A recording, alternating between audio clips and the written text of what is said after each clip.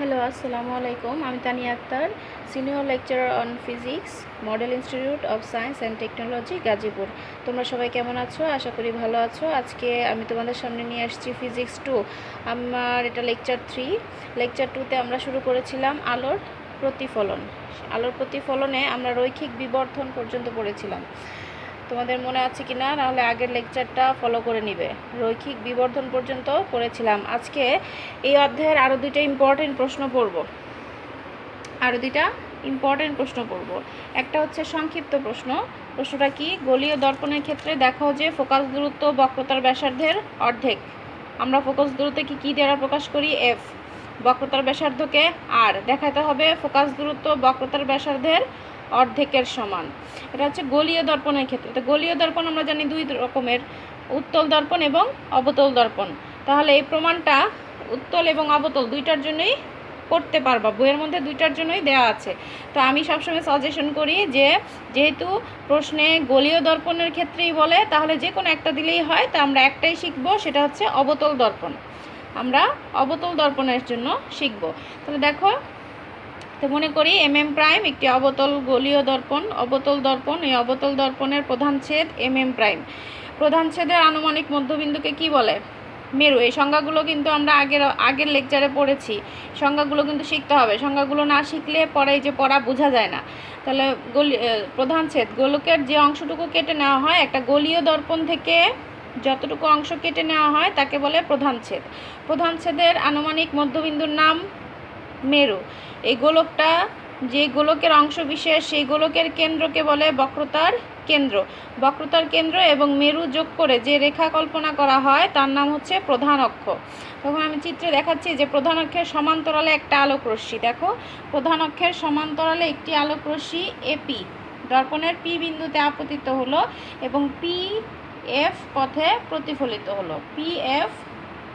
প্রতিফলিত হলো। আমরা জানি যে প্রধান অক্ষের সমান্তরালে যদি আলোক রশ্মি দর্পণে আপতিত হয়, তাহলে প্রতিফলিত রশ্মি কোন বিন্দু দিয়ে যায়? ফোকাস দিয়ে যায়। এই এফটা হচ্ছে ফোকাস বিন্দু। একটা আলোক রশ্মি দেখানো হয়েছে। প্রধান অক্ষের সমান্তরালে এপি একটি আলোক রশ্মি দর্পণে পি বিন্দুতে আপতিত হয়ে পি এফ পথে প্রতিফলিত হলো। এখানে সিপি যোগ করলাম, সিপি যোগ করি। তাহলে সিপিটা কি? কেন্দ্র থেকে পরিধি পর্যন্ত দূরত্ব, মানে কি? ব্যাসার্ধ, বক্রতার ব্যাসার্ধ। সিও যেমন বক্রতার ব্যাসার্ধ, সিপিও তেমনি বক্রতার ব্যাসার্ধ। সি থেকে আমরা যতগুলো রেখা পরিধি পর্যন্ত টানবো, সবগুলো রেখায় কি? বক্রতার ব্যাসার্ধ। আর ব্যাসার্ধ সবসময় বৃত্তচাপের উপরে কিভাবে অবস্থান করে? লম্বভাবে। ব্যাসার্ধ সবসময় বৃত্তচাপের উপরে লম্বভাবে অবস্থান করে। তাহলে এই যে ব্যাসার্ধ, এই ব্যাসার্ধ সবসময় বৃত্তচাপের উপরে লম্ব। প্রতিফলনের কিন্তু দুটি সূত্র আছে। প্রতিফলনের দুটি সূত্র আছে। সূত্র দুটো কি? এই দেখো, প্রতিফলনের দুটি সূত্র একটু দেখাই দিই যে সূত্র দুটি কি। খুব সহজ। প্রতিফলনের সূত্র হচ্ছে, এটা আপতিত রশ্মি, ওবি হচ্ছে প্রতিফলিত রশ্মি, আর ও হচ্ছে আপতন বিন্দু। যে বিন্দুতে আলোক রশ্মি আপতিত হয়, এটা হচ্ছে বিভেদ তল। পি কিউ হচ্ছে বিভেদ তল, একটা দর্পণ। সে দর্পণের এক পৃষ্ঠ অস্বচ্ছ, অন্য পৃষ্ঠে আলোর প্রতিফলন হয়। যে পৃষ্ঠে দাগ কাটা থাকে সেই পৃষ্ঠে প্রতিফলন হয় না, ঠিক আছে? দুই পৃষ্ঠই যদি স্বচ্ছ থাকে তাহলে কি হবে? আলো ভেদ করে চলে যাবে। এই জন্য এক পৃষ্ঠ স্বচ্ছ আর পৃষ্ঠ অস্বচ্ছ, এই দাগ কাটা অংশে আলোর প্রতিফলন হতে পারে না, আলো যেতে পারে না। এই জন্য আলো বাধা পেয়ে কি করে? আবার আগের মাধ্যমেই ফিরে আসে। আর এই ধর্মকেই কি বলে? আলোর প্রতিফলন। তাহলে এ ও হচ্ছে আপতিত রশ্মি, আর ও বি হচ্ছে প্রতিফলিত রশ্মি, আর ওটা হচ্ছে আপতন বিন্দু। আপতন বিন্দুতে যে লম্ব অঙ্কন করা হয় তাকে বলে কি? অভিলম্ব। আপতন বিন্দুতে অঙ্কিত লম্বের নাম কি? অভিলম্ব। আপতিত রশ্মি অভিলম্বের সাথে যে কোণ উৎপন্ন করে তাকে বলে আপতন কোণ। প্রতিফলিত রশ্মি অভিলম্বের সাথে যে কোণ উৎপন্ন করে তাকে বলে প্রতিফলন কোণ। এখন সূত্র দুইটা কি? আলোর প্রতিফলন দুটি সূত্র মেনে চলে। প্রথম সূত্র কি? আপতিত রশ্মি, প্রতিফলিত রশ্মি এবং আপতন বিন্দুতে অঙ্কিত অভিলম্ব একই সমতলে থাকবে। আপতিত রশ্মি, প্রতিফলিত রশ্মি এবং আপতন বিন্দুতে অঙ্কিত অভিলম্ব কি থাকবে? একই সমতলে অবস্থান করবে। দ্বিতীয় সূত্র হচ্ছে আপতন কোণ, মানে আপতিত রশ্মি অভিলম্বের সাথে যে কোণ উৎপন্ন করে তাকে বলে আপতন কোণ। প্রতিফলিত রশ্মি অভিলম্বের সাথে যে কোণ উৎপন্ন করে তাকে কি বলে? প্রতিফলন কোণ। আপতন কোণকে আই এবং প্রতিফলন কোণকে স্মল আর দ্বারা প্রকাশ করা হয়। তাহলে আপতন কোণ ও প্রতিফলন কোণ হবে সর্বদা সমান। আপতন কোণ এবং প্রতিফলন কোণ হবে সর্বদা সমান। তাহলে আলোর প্রতিফলন এই দুটি সূত্র মেনে চলে, দুটো সূত্রও কিন্তু শিখতে হবে, অতি সংক্ষিপ্ত প্রশ্ন আসতে পারে। তাহলে এখানে আসো, যেটা বলছিলাম যে সিপি যোগ করি। সিপি হচ্ছে কি বক্রতার ব্যাসার্ধ, আর ব্যাসার্ধ সবসময় কি বৃত্তচাপের উপরে লম্ব। এ পি হচ্ছে আপতিত রশ্মি, তাহলে পি কি আপতন বিন্দু না, পি বিন্দুতে এসে আপতিত হয়েছে, তাহলে পি বিন্দুতে সিপি কি যদি ব্যাসার্ধ হয়, ব্যাসার্ধ কি লম্বের মতো কাজ করে, তাহলে এ পি সি কোণ মানে হচ্ছে আপতন কোণ, আর সিপিএফ কোণ সমান হচ্ছে প্রতিফলন কোণ।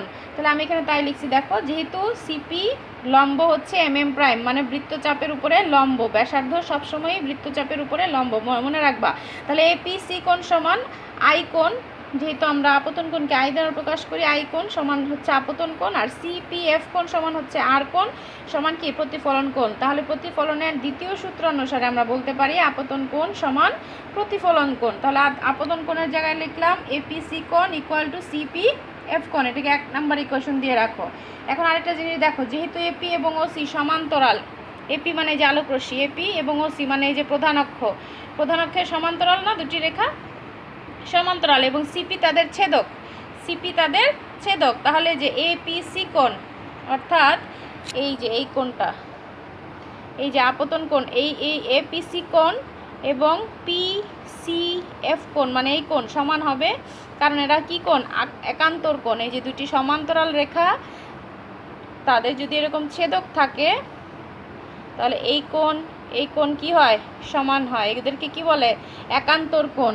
এখানে তাই বলছি যে চিত্রে এপি এবং ওসি যদি সমান্তরাল হয় তাহলে সিপি তাদের ছেদক হলে এপিসি কোণ এবং পিসিএফ কোণ সমান হবে, কারণ এরা হচ্ছে একান্তর কোণ। এটাকে দিবা ইকুয়েশন নাম্বার 2।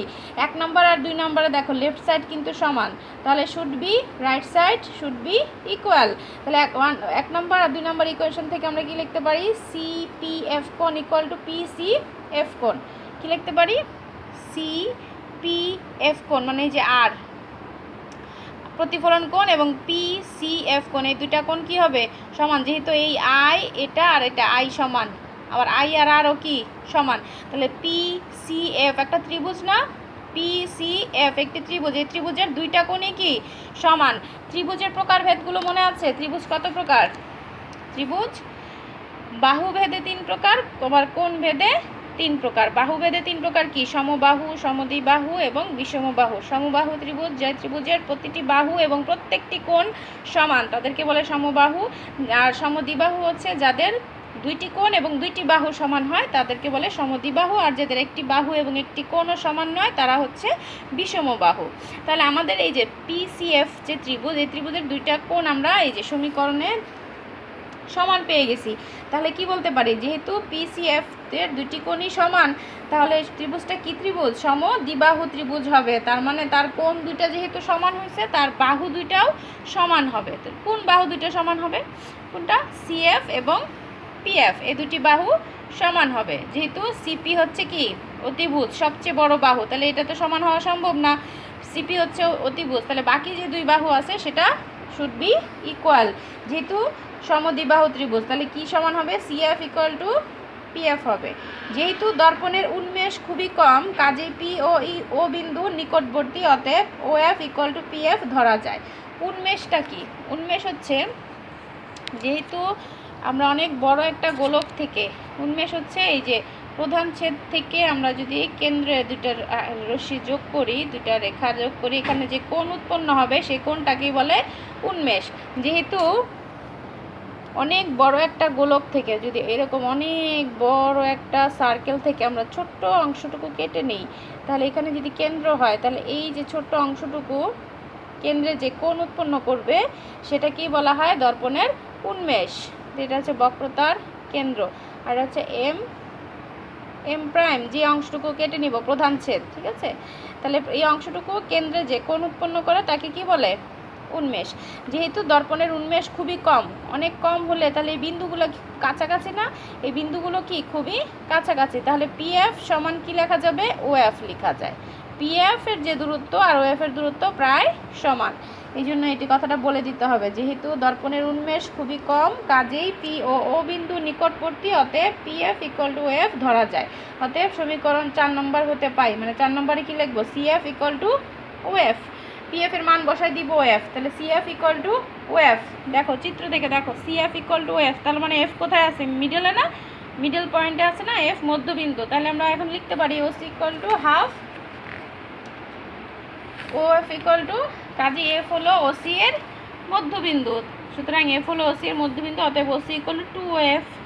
ওসি সমান কি, এই যে ওসি সমান কি লিখতে পারি, ও এফ এর দ্বিগুণ, অথবা ও এফ ইকুয়াল টু কি, ওসির অর্ধেক, এই একই কথা। তাহলে O F equal to half O C. তাহলে ও এফ কি, আমরা বলছিলাম যে দর্পণের ক্ষেত্রে সব হিসাব করতে হয় কোত্থেকে, মেরু থেকে। তাহলে ও থেকে এফ, এফ মানে ফোকাস, তাহলে ও থেকে এফ মানে কি, ফোকাস দূরত্ব, ফোকাস দূরত্ব। আর ও থেকে সি, সি মানে কি, বক্রতার কেন্দ্র, তার মানে বক্রতার ব্যাসার্ধ। কাজেই ও সি ইকুয়াল টু বক্রতার ব্যাসার্ধ। যেহেতু এটা অবতল দর্পণ, ফোকাস দূরত্ব এবং বক্রতার ব্যাসার্ধ সবই কি দর্পণের সামনে, তাহলে সবটাই পজিটিভ। যদি উত্তল হইতো তাহলে হয়তো দর্পণের পিছনে, তাহলে দুইটাই হয়তো কি ঋণাত্মক।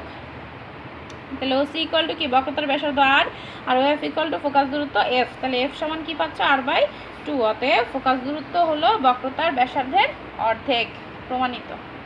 যদি উত্তল হইতো তাহলে আর এর মানও মাইনাস আসতো, এফ এর মানও মাইনাস আসতো, তখন মাইনাস আর মাইনাস কাটাকাটি গিয়ে কি পাইতো, এফ ইকুয়াল টু r/2। ঠিক আছে, তা আমাদের একটার জন্যই আমরা শিখবো, যেহেতু প্রশ্নে আসবে গলীয় দর্পণ। গলীয় দর্পণ মানে উত্তল গলীয় দর্পণ, অবতল গলীয় দর্পণ, তাহলে যে কোনো একটা উত্তর করলেই হবে। ঠিক আছে, গেল। নেক্সট কোশ্চেন, এটা একটা ব্রড কোশ্চেন, যে দর্পণের সাধারণ সমীকরণ প্রতিপাদন করো, অথবা দেখাও যে গলীয় দর্পণের ক্ষেত্রে দেখাও যে 1/v plus 1/u equal to 1/f। এটা একটা বড় কোশ্চেন, এটাও আমরা অবতলের জন্যই শিখবো। ঠিক আছে, তাহলে 1/v মানে কি, v হচ্ছে প্রতিবিম্বের দূরত্ব, u হচ্ছে বস্তুর দূরত্ব, আর f হচ্ছে ফোকাস দূরত্ব। তাহলে ঠিক আগের মতোই একটা অবতল দর্পণের প্রধান ছেদ নিয়ে নিব। প্রধান ছেদের মধ্যবিন্দুর নাম মেরু, সি বক্রতার কেন্দ্র, এফ হচ্ছে ফোকাস, আর এখানে এ হচ্ছে একটা বিন্দু বস্তু। এ হচ্ছে একটি বিন্দু বস্তু। বিন্দু বস্তু, বিন্দু তো চিনো, বিন্দু মানে কি, যার দৈর্ঘ্য প্রস্থ উচ্চতা কিছুই নাই, শুধুমাত্র কি আছে, অবস্থান আছে, এরকম একটা বিন্দু বস্তু হচ্ছে এ। তাহলে এ থেকে একটা আলোক রশ্মি দর্পণের পি বিন্দুতে আপতিত হলো এবং পি বি কিউ পথে প্রতিফলিত হলো। তীর চিহ্নগুলো কিন্তু খুব ইম্পর্টেন্ট, তীর চিহ্ন দিতে হবে, তীর চিহ্ন না দিলে আলোক রশ্মি বোঝা যায় না, চিত্র হবে না। তাহলে এ থেকে একটা আলোক রশ্মি দর্পণের পি বিন্দুতে আপতিত হয়ে পি বি কিউ পথে প্রতিফলিত হলো। আরেকটা আলোক রশ্মি এই প্রধান অক্ষ দিয়ে গেল, প্রধান অক্ষ দিয়ে মেরুতে গেল, আবার সে কী করবে, মেরু দিয়েই ফেরত আসবে, কারণ আমরা জানি আলো কিভাবে চলে, আলো সরল পথে চলে। তাহলে এই যে একটা প্রতিফলিত রশ্মি ফেরত আসলো, আর এখান থেকে একটা প্রতিফলিত রশ্মি আসলো, তাহলে দুইটা প্রতিফলিত রশ্মি কি বি বিন্দুতে মিলিত হলো না। তাহলে প্রতিফলিত রশ্মিগুলো যেখানে মিলিত হয় বা যে বিন্দু থেকে অপসৃত হচ্ছে বলে মনে হয়, সেই বিন্দুতেই কী করে, বস্তুর একটা প্রতিবিম্ব গঠন করে। তাহলে আমাদের প্রতিবিম্বটা কেমন হবে, যেহেতু আলোক রশ্মি প্রতিফলিত রশ্মিগুলো মিলিত হলো বি বিন্দুতে এসে, তাহলে বি বিন্দুতে একটা এই এ বস্তুটার একটা বাস্তব প্রতিবিম্ব গঠন করবে। তাহলে বি বিন্দুই হবে এ বিন্দু বস্তুর বাস্তব প্রতিবিম্ব। বুঝতে পারছো, এখান থেকে দুইটা আলোক রশ্মি দেখানো হয়েছে। এ হচ্ছে বস্তু, বস্তু সবসময় কই থাকে, দর্পণের সামনে। আমাদের যেহেতু এটা অবতল দর্পণ, সব কিছুই দর্পণের সামনে, ফোকাস সামনে, বক্রতার কেন্দ্র সামনে, বস্তুও সামনে, এবং প্রতিবিম্বও কি দর্পণের সামনে। তাহলে এ থেকে দুইটা আলোক রশ্মি, একটা এ পি বি কিউ পথে প্রতিফলিত হইলো, আরেকটা এ ও পথে গেল, আবার ও এ পথে ফেরত আসলো।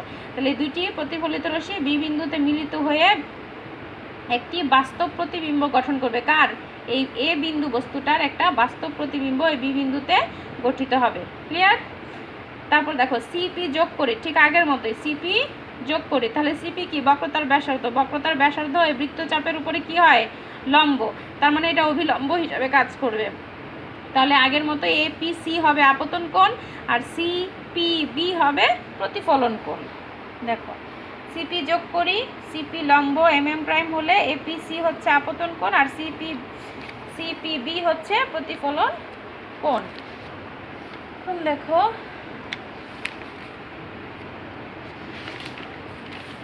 নেক্সট, তাহলে দেখো এখানে চিত্রটা লাগবে, চিত্রটাতে দেখো যে ত্রিভুজ এ পি বি একটা বড় ত্রিভুজ দেখো এ পি বি, এই যে সিপি যোগ করার কারণে, এই যে সিপি যোগ করার কারণে বড় একটা ত্রিভুজ ছিল এপিবি, সেটা কি ভাগ হয়ে গেল না দুইটা ত্রিভুজে? একটা হয়ে গেল এপিসি ত্রিভুজ আর সিপিবি ত্রিভুজ। এই দুইটা ত্রিভুজের মধ্যে দেখো সিপি কিন্তু সাধারণ বাহু, দুইটারই কমন বাহু হচ্ছে সিপি। তার মানে এই সিপি বাহুটা কি করছে, একটা বড় ত্রিভুজকে অন্তস্থভাবে ভাগ করে দিছে। যদি এরকম হয় তাহলে দুইটা ত্রিভুজ তৈরি হবে, আর এই দুইটা ত্রিভুজকে বলে সদৃশ। যখন সদৃশ হয়, আমরা রৈখিক বিবর্ধনে পড়ছি, যদি সদৃশ হয় তাহলে তাদের বাহুগুলোর অনুপাত সমান হবে। সদৃশ হলে তাদের বাহুগুলোর অনুপাত সমান হবে, অর্থাৎ এই যে অতিভুজ, এই বাহু divided by PB, AP divided by PB এবং এসি ডিভাইডেড বাই সিবি হবে। তখন আমি এটাই লিখছি, দেখো যে যেহেতু ত্রিভুজ এপিবি ও এপিসি ও এপিবি তবে এপিসি, যেহেতু ত্রিভুজ এপিসি ও ত্রিভুজ এপিবি সিপি দ্বারা অন্তস্থভাবে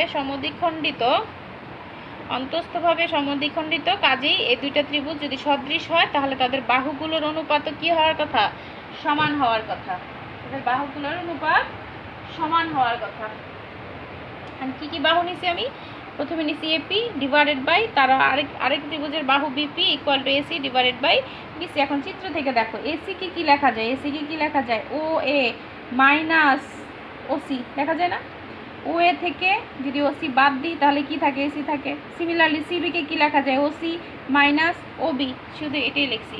এসি কে লেখা যায় ও এ মাইনাস ওসি, আর বিসি কে লেখা যায় ওসি মাইনাস ওবি।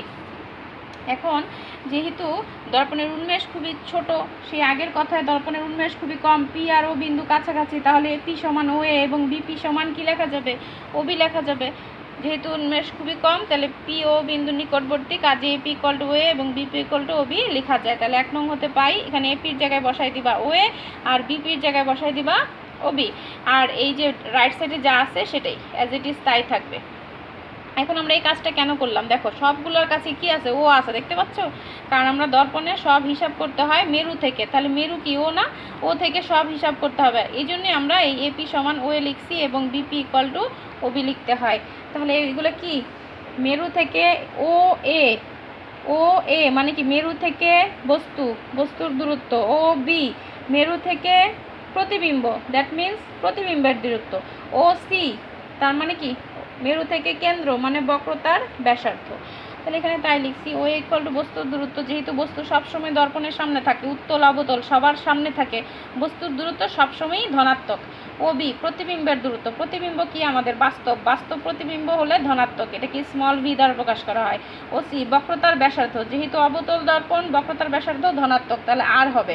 যদি উত্তল দর্পণ হইতো তাহলে বক্রতার ব্যাসার্ধ ঋণাত্মক হইতো। এখন জাস্ট এই প্রতীকগুলো আমরা এই সমীকরণে বসাই দিব। তাহলে ও এ ইকুয়াল টু বসাবো u, O B equal to বসাবো b, O A equal to u minus O C equal to r, O C equal to r, আর O B equal to b বসাই দিব। আর গুণ করছি, দেখো আর গুণ করছি, জাস্ট আর গুণ বজ্র গুণন। তাহলে ইউ আর, আরগুলোকে একসাথে নিয়ে আসছি, ইউ আর আর এই পাশে যে মাইনাস বি আর সেটাকে এই পাশে নিয়ে আসছি, তাহলে প্লাস হয়ে যাবে।